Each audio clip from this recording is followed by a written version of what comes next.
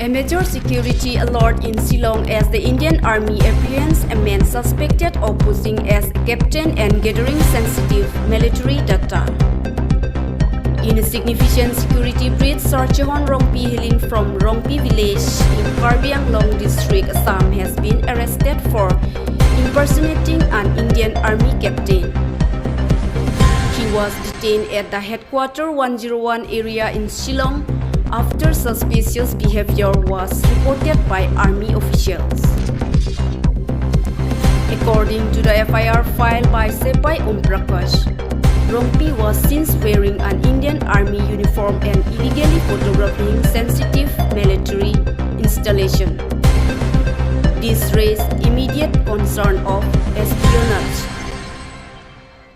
The incident underscores the critical need for heightened security measures around military facilities.